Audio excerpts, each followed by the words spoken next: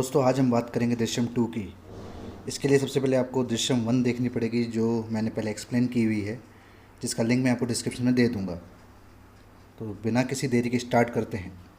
तो कहानी की शुरुआत होती है जोसेफ नाम के आदमी से, जो पुलिस से भाग रहा था, और वो जॉर्ज को पुलिस स्टेशन में लाश गाड़ते हुए देख लेता है। फिर वो अपनी पत्नी मैरी के पास जाता है और उसका दरवाज़ा खटखटाता है। मैरी दरवाज़ा खोलती है, लेकिन वो जोसेफ को अंदर नहीं आने देती, और इसी बीच पुलिस आके जोसेफ को पकड़ लेती है। पुलिस जोसेफ को ले जाती है और सीन शिफ्ट होता है 6 साल बाद, जहां हमें हमारे मेन कैरेक्टर जॉर्ज और रानी दिखाए जाते हैं। जॉर्ज और रानी एक दूसरे से कुछ बात कर रहे होते हैं कि उन्हें फ्यूचर में क्या करना है, वो अपनी बेटियों की शादी कैसे कराएंगे। और इसी बीच हमें पता चलता है कि जॉर्ज एक मूवी का प्रोडक्शन कर रहा है, उसकी स्क्रिप्ट पे काम कर रहा है, और उसका स्क्रीन प्ले भी लिखवा रहा है, जिस पे उसने काफ़ी पैसे खर्च कर दिए हैं। और रानी इसी बात से नाराज़ होती है, क्योंकि उसे अपनी बेटियों के फ्यूचर की चिंता होती है। पर जॉर्ज रानी को अश्योर करता है कि वो सब संभाल लेगा, और रानी किसी बात की चिंता ना करे। सीन अब जॉर्ज के पड़ोसी साबू और सविता पे शिफ्ट, जहाँ साबू सविता को दारू के लिए पैसे न देने पर पीट रहा होता है।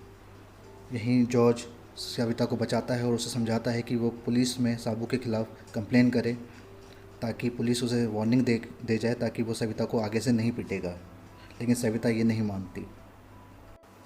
आगे हमें दिखाया जाता है कि जॉर्ज अपनी बड़ी बेटी अंजू को कॉलेज छोड़ने जाता है, और अंजू वही है जिसके साथ वरुण वाला केस हुआ था। हमें दिखाया जाता है कि जॉर्ज के गांव वाले तरह तरह के रूमर्स बनाते हैं कि अंजू और उस लड़के का कुछ ना कुछ अफेयर होगा, और उसी ने वरुण को बुलाया होगा और जॉर्ज ने देख लिया होगा, इसलिए जॉर्ज ने वरुण को मार दिया। और इस तरह की घटनाएं और अफवाहें वहाँ पे फैली हुई होती हैं। फिर हमें जॉर्ज को उसके ऑफिस में दिखाया जाता है, जहाँ वो सीसीटीवी कैमरास अपने पूरे ऑफिस में और ऑफिस के बाहर लगाता है। और जॉर्ज का ऑफिस पुलिस स्टेशन के जस्ट सामने होता है, जहाँ उसने वरुण की लाश गाड़ी थी। उसके बाद जॉर्ज के सामने वाले होटल को दिखाया जाता है, और फिर जॉर्ज के थिएटर को, जो उसने भी नया बनवाया था अपने बीवी के नाम पे, रानी। कहानी में अब एंट्री होती है एस प्रभाकर की। एस प्रभाकर को हम जानते हैं पिछली मूवी से, वो वरुण के पिता हैं। और वो जॉर्ज से पूछते हैं कि उन्होंने उसके बेटे को कहाँ मारा, कहाँ है उसकी लाश, क्योंकि वो अब उसका अंतिम संस्कार करना चाहते हैं, नहीं तो उन्हें चैन नहीं मिलेगा। लेकिन जॉर्ज कहता है कि अब वो उनकी कोई मदद नहीं कर सकता, वो सब पुरानी बातें हैं, उन्हें भूल जाइए। प्रभाकर जॉर्ज से रिक्वेस्ट करता है, लेकिन जॉर्ज उनकी कोई मदद नहीं कर सकता, यह कहकर माफ़ी मांगकर चला जाता है। सीन अब शिफ्ट होता है जॉर्ज की छोटी बेटी अनु पर, जहां उसका आज स्कूल में आखिरी दिन है, और वो सब अपने फ्रेंड्स से डिस्कस करती है कि वो अपनी छुट्टियों में क्या करेंगे। आगे में दिखाया जाता है कि जॉर्ज अपने स्क्रीन प्ले राइटर विनय चंद्रन, जिसे विनय कहते हैं, से बात कर रहा होता है। और जॉर्ज अपने फिल्म के क्लाइमैक्स से बिल्कुल भी संतुष्ट नहीं होता, इसी रिगार्डिंग वो उससे बात कर रहा है। आगे में दिखाया जाता है कि रानी और सविता आपस में बात कर रहे होते हैं, जहाँ पे सविता रानी को बताती है कि गांव में तरह तरह के रूमर्स फैले हुए हैं कि अंजू का उस लड़के से कोई अफेयर था। सीन अब जॉर्ज की तरफ शिफ्ट होता है, जहाँ अपने दोस्त राजन के साथ शराब पी रहा होता है, और उसने राजन को अपनी फिल्म में एक छोटा कैरेक्टर निभाने के लिए भी वादा किया होता है। राजन उससे पूछता है कि कब तुम्हारी फिल्म शुरू हो रही है, लेकिन जॉर्ज कह रहा है कि स्क्रीन प्ले में थोड़ा लेट हो रहा है, लेकिन जल्द ही फिल्म शुरू हो जाएगी और तुम उसमें काम करोगे। सीन अब शिफ्ट होता है रानी और सविता की तरफ, जहाँ रानी सविता को अपने साथ रात को सोने के लिए बुलाती है, क्योंकि जॉर्ज जब भी शराब पीता है तो घर वापस नहीं आता, वो किसी कॉटेज में जाके सो जाता है।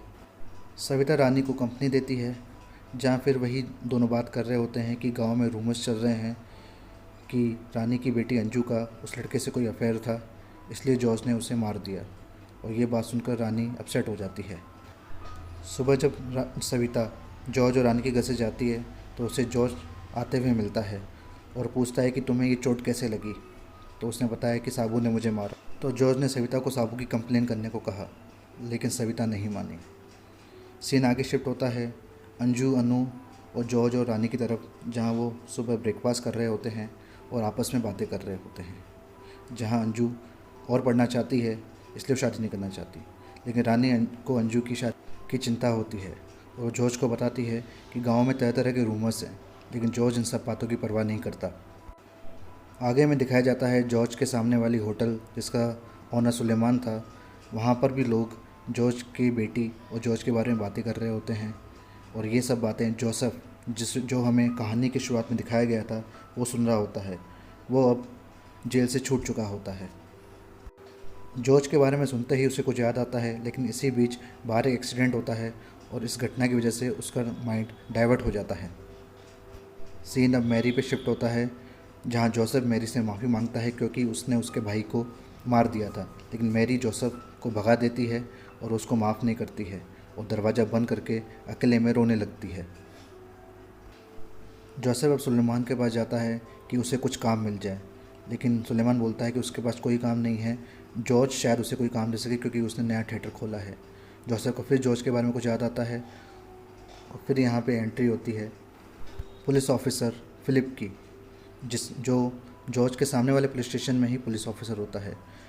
फिर हमें दिखाया जाता है कि अंजू पुलिस की गाड़ी के सायरन की आवाज़ से बहुत डर जाती है और बताती है कि बाहर पुलिस आई है।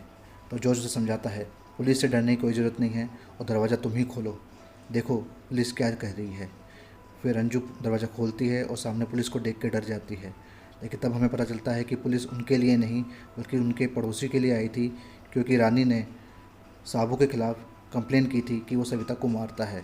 तो पुलिस साबू को वार्निंग दे जाती है और कहती है कि आगे से अगर उसने अपनी पत्नी को पीटा तो वो उसे पुलिस जेल में बंद कर देंगे। साबू पुलिस वालों की बात मान जाता है, लेकिन वो जॉर्ज की फैमिली से अब और भी ज़्यादा नफरत करने लग जाता है। फिर हमें दिखाया जाता है कि अंजू को एक नाइटमेयर आता है जिसमें हमें पुलिस ऑफिसर गीता को दिखाया जाता है, जो अंजू को डरा रही होती है। इससे हमें पता चलता है कि उस हादसे के बाद अंजू को दौरे पड़ते हैं और जॉर्ज उसे फिर सुबह डॉक्टर के पास ले जाता है, जहां हमें पता चलता है कि अंजू को ये दौरे रेगुलर पड़ने लग गए हैं, इसलिए डॉक्टर उसे अंजू का ख्याल रखने के लिए कहती है। दोस्तों, कहानी में अब आता है एक ट्विस्ट, जहां हमें पता चलता है साबू और सविता, जो जॉर्ज के पड़ोसी हैं, वो असल में भी एक पुलिस ऑफिसर हैं और वो पुलिस ऑफिसर फिलिप के कहने पर उनके पड़ोसी बने हुए हैं, ताकि उन्हें पता चल जाए कि आखिर जॉर्ज ने वरुण की लाश को कहाँ गाड़ा है, ताकि उस केस को रीओपन करके वो जॉर्ज को सज़ा दिला सकें। साबूर और सविता बताते हैं कि इन 2 सालों में जब से वो जॉर्ज के पड़ोसी रहे हैं, उन्होंने उसको कुछ भी नहीं बताया, यहाँ तक कि उन्होंने उसके घर में कई सारे माइक भी फिट किए, लेकिन जॉर्ज ने इन 2 सालों में कभी भी वरुण की लाश के बारे में किसी को भी नहीं बताया, ना उसके बारे में कोई बात की। फिर हमें पता चलता है कि पुलिस उस केस की इन्वेस्टिगेशन सीक्रेटली फिर से शुरू कर देती है और इसी बीच सविता भी रानी से बार बार पूछती है, उसे इंसिस्ट करती है कि आखिर कहाँ जॉर्ज ने वरुण की लाश को छुपाया था, लेकिन रानी को इस बारे में कुछ भी नहीं पता होता। पुलिस की इन्वेस्टिगेशन के बारे में जॉर्ज को भनक लग जाती है और इन्वेस्टिगेशन के दौरान पुलिस एक आदमी के पास जाती है, जहां वो आदमी उन्हें बताता है कि उसने जॉर्ज की कार को उस रात सेंट जोसेफ चर्च के पास देखा था। तो पुलिस को शक हो जाता है कि शायद वरुण की लाश जॉर्ज ने सेंट जोसेफ चर्च के पास छुपाई हो या उसके अंदर गाड़ी हो, इसलिए पुलिस अपनी इन्वेस्टिगेशन वहाँ से स्टार्ट करती है। हमें दिखाया जाता है आगे कि रानी और सविता चर्च से वापस आ रहे होते हैं और उसी दौरान पुलिस की गाड़ियाँ भी चर्च की तरफ जा रही होती हैं।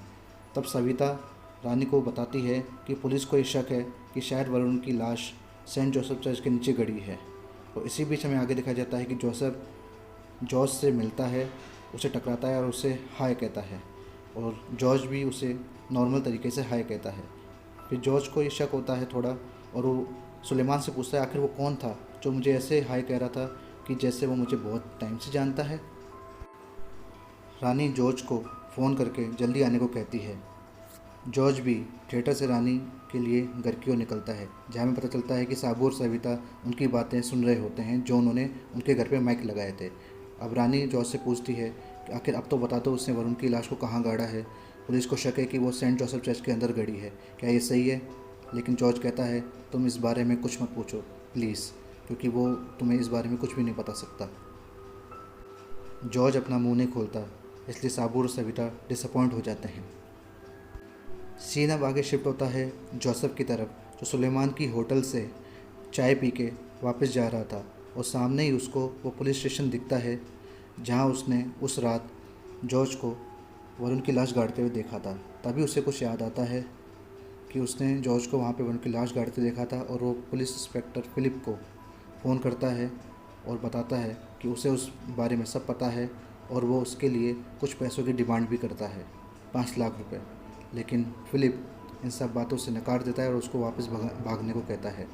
लेकिन जोसेफ उसे उस रात के बारे में थोड़ी कहानी बताता है और फिलिप को शक होता है कि उसे सब पता है, इसलिए वो एस प्रभाकर और इंस्पेक्टर रॉय को भी बुला लेता है और गीता भी वहाँ आ जाती है।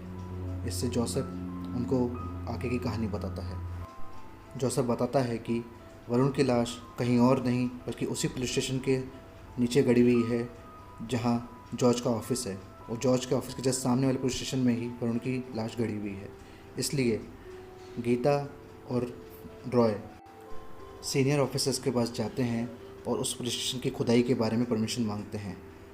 रॉय बताता है पुलिस स्टेशन की खुदाई ऐसे होनी चाहिए ताकि किसी को भी पता न चले, ये खुदाई सीक्रेटली होनी चाहिए। पुलिस भी इस बात का ध्यान रखती है कि किसी को भी उस खुदाई के बारे में पता न चले।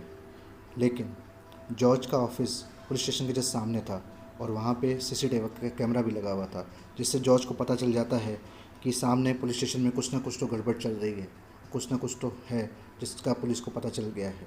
इसलिए वो जल्दी से अपनी गाड़ी उठाता है और अपने ऑफिस की तरफ भागता है। खुदाई में मज़दूरों को एक स्केलेटन यानी कि कंकाल मिलता है। पुलिस उस स्केलेटन को बाहर निकालती है और लैब में चेक करने के लिए भेज देती है। इसी बीच हमें पता चलता है कि विनय ये रिपोर्ट न्यूज़ पे देखता है कि पुलिस को कोई नरकंकाल मिला है और इसके लिए वो जॉर्ज को सस्पेक्ट मानते हैं। आगे में दिखाया जाता है कि रॉय गीता और प्रभाकर को ये बताता है कि मरने वाले की उम्र 14 से 20 साल की है और उसके सर पे एक चोट भी लगी है। डीएनए रिपोर्ट अभी आना बाकी है। जॉर्ज का केस अब कोर्ट में वापस चला जाता है, जहां जज वकील को 1 दिन की मोहलत देता है कोर्ट में सबूत पेश करने के लिए। रॉय जॉर्ज और उसकी पूरी फैमिली को बुलाता है और जॉर्ज से पूछता है कि उसने वरुण को क्यों मारा, लेकिन जॉर्ज साफ साफ बोल देता है कि उसने किसी को भी नहीं मारा, ये सब उस पर बेवजह के इल्ज़ाम लगाए जा रहे हैं। तभी रॉय जोसेफ को बुलाता है और जोसेफ जॉर्ज को पहचान लेता है, लेकिन जॉर्ज कहता है वो जोसेफ को पहली बार देख रहा है, वो जोसेफ को नहीं जानता। गीता जॉर्ज को थप्पड़ मारती है और उससे पूछती है आखिर उसने उसके बेटे को क्यों मारा। सविता और साबू भी अपने पुलिस यूनिफॉर्म में उनके सामने आते हैं, जिसका रानी और जॉर्ज को बहुत ही बड़ा धक्का लगता है। गीता अब अंजू से पूछती है कि आखिर उसने उसके बेटे को वहाँ क्यों बुलाया, आखिर उसने उसके बेटे को क्यों मारा, लेकिन अंजू को दौरे पड़ते हैं और वो ज़मीन पे गिर जाती है। जॉर्ज ये सब देखकर पुलिस ऑफिसर रॉय और फिलिप को ये बताता है कि कत्ल उसने ही किया है, उसकी फैमिली को जाने दे, और वो अब अगले कमरे में उसको कत्ल कैसे किया ये सब बता रहा होता है और वो कबूल करता है कि वो कोर्ट में सच सच कहेगा। पुलिस जॉर्ज को उसके घर से कोर्ट में पेश करने के लिए ले जाते हैं और उसके घर के बाहर बहुत भीड़ जमा हो जाती है। इसी बीच रॉय गीता और प्रभाकर को अपने फार्म हाउस पे बुलाते हैं और फिलिप को कहता है कि उसे कोर्ट की एक एक जानकारी चाहिए, और तभी हमें पता चलता है कि विनय को भी वहाँ पे बुलाया गया है। विनय वही है जिसने जॉर्ज की फिल्म का स्क्रीन प्ले लिखा है। वो उन्हें बताता है कि कुछ साल पहले जॉर्ज ने उसे उसकी फिल्म का स्क्रीन प्ले लिखने के लिए अपॉइंट किया था, लेकिन जॉर्ज उस फिल्म के क्लाइमेक्स से बिल्कुल भी संतुष्ट नहीं था। फिल्म इस प्रकार थी कि एक बहुत ही बड़ा बिजनेसमैन था कृष्णमूर्ति और उसका बेटा था ज्योतिष को पॉलिटिक्स में बहुत इंटरेस्ट था, और उसी कॉलेज में एक और लड़का था ऋतुराज, उससे भी पॉलिटिक्स में बहुत इंटरेस्ट था। और एक दिन ऋतुराज ज्योतिष के घर जाता है जहाँ ज्योतिष ऋतुराज की हत्या कर देता है। ये सब देखकर कृष्णमूर्ति ज्योतिष को वहाँ से भगा देता है और ऋतुराज की बॉडी को एक अंडर कंस्ट्रक्टेड पार्टी ऑफिस के नीचे गाड़ देता है। इससे इन सबको पता चलता है कि जॉर्ज ने अपनी ही स्टोरी को फिल्म के रूप में दिखाना चाहा है। विनय आगे बताता है कि जॉर्ज कुछ महीने पहले उसके पास आया था और उसने एक नॉवेल पब्लिश की जो उसने खुद के नाम से नहीं, का नाम था दृश्यम।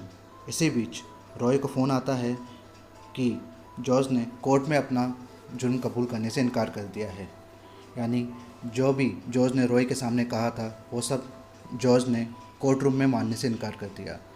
तो जॉर्ज की लॉयर रेणुका जज को बताती है कि उसके क्लाइंट से ज़बरदस्ती पुलिस ने जुर्म कबूल करवाया है और ये सब इस नावल से इंस्पायर है जिसका नाम है दृश्यम। विनय आगे बताता है कि कुछ महीनों पहले जॉर्ज उसके पास वापस आया था एक नया क्लाइमेक्स लिख के, जिसमें उसने विनय से पूछा था कि अगर पुलिस को लाश का स्केलेटन मिल जाता है तो फर्दर प्रोसेस यानी आगे का प्रोसेस क्या होगा। तो विनय अपने एक पुलिस ऑफिसर से उस आगे के प्रोसेस की जानकारी लेके जॉर्ज को बता देता है। तो हम समझ जाते हैं कि जॉर्ज उसी प्रोसेस को अब अपने रियल लाइफ में फॉलो कर रहा है और गीता भी यह समझ जाती है। फिल्म में आगे जज जॉर्ज को बाइज्जत बरी कर देते हैं और जॉर्ज वहाँ से छूट जाता है। हमें दिखाया जाता है कि कैसे जॉर्ज इतने सालों से यह देख रहा था कि उसे वरुण की एज की ही कोई लाश मिल जाए। इसके लिए वो रोज़ अखबार में देखता था कि उसे ऐसा कुछ पता चल जाए कि कोई भी ऐसी एज का बंदा मरा हो जिसके सर पे चोट लगी हो और वो वरुण की एज का ही हो। इसके लिए उसे एक लाश मिल भी जाती है, जिसके लिए जॉर्ज उस आदमी से भी दोस्ती करता है जिसने उस लाश को दफनाया था। वो उससे दोस्ती करके उस लाश के हड्डियों के कुछ पार्ट्स मांगता है और वो आदमी जॉर्ज को वो पार्ट्स दे देता है। जॉर्ज अब फॉरेंसिक लैब के वॉचमैन से भी दोस्ती कर लेता है।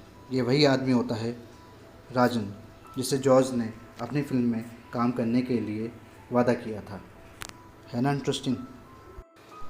जॉर्ज राजन को शराब पिलाकर बातों ही बातों में उससे पूछता रहता है कि अगर कोई स्केलेटन फॉरेंसिक लैब में जांच करवाने के लिए आए तो उसे कहाँ रखा जाता है और उसका प्रोसेस क्या होता है, और राजन भी उसे सब बता देता है।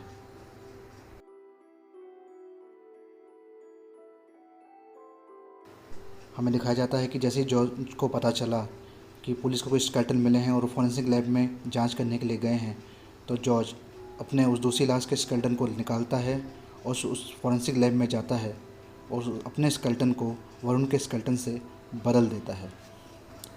इसलिए डीएनए में पता नहीं चलता कि वो स्केलेटन वरुण का स्केलेटन था, क्योंकि जॉर्ज ने उसे बदल दिया था।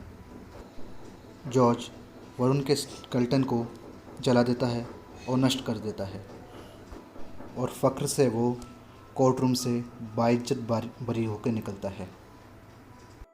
जॉर्ज ने वरुण के कुछ स्केलेटन को अभी भी बचा के रखा होता, इसलिए वो वरुण के स्केलेटन को कुछ पैसों के साथ एक पंडित जी के पास जाता है और वहाँ उसको पोस्ट कर देता है ताकि वो उसका अंतिम संस्कार या अंतिम क्रियाक्रम कर सकें। वो पंडित प्रभाकर और गीता को अपने पास बुलाता है और वरुण का बाइज्जत अंतिम संस्कार करते हैं और जॉर्ज ये सब कुछ अपनी आंखों से देख रहा होता है और मूवी यहीं पे ख़त्म हो जाती है। तो दोस्तों, ये थी दृश्यम 2 की कहानी। आई होप ये आपको पसंद आई होगी। जैसा हमें दिखाया जा रहा था कि सब पुलिस वाले जॉर्ज पे नज़र रखे हुए थे, लेकिन असल में जॉर्ज ही इतने सालों से पुलिस पर नज़र रखे हुआ था और अपना वो प्री प्लान पहले से ही बना लेता है कि अगर वरुण की लाश बाहर निकलती है तो उसे वो कैसे डिस्पोज करेगा, कैसे उसके स्केलेटन को बदलेगा, ये सब उसने पहले से ही प्लान किया हुआ होता है। तो इस तरह जॉर्ज अपने मास्टरमाइंड प्लान से खुद को और अपनी फैमिली को इस मुसीबत से बचाता है। तो मिलते हैं नेक्स्ट वीडियो में। आई होप आपको ये वीडियो पसंद आई होगी। वीडियो पसंद आई है तो प्लीज़ इसको लाइक कीजिए, शेयर कीजिए, कमेंट कीजिए कि आपको कैसा लगा, और प्लीज़ प्लीज़ प्लीज़ चैनल को सब्सक्राइब कर लीजिए ताकि हम ऐसी ही मूवीज़ की एक्सप्लेन आपके लिए और लाते रहें। Thank you.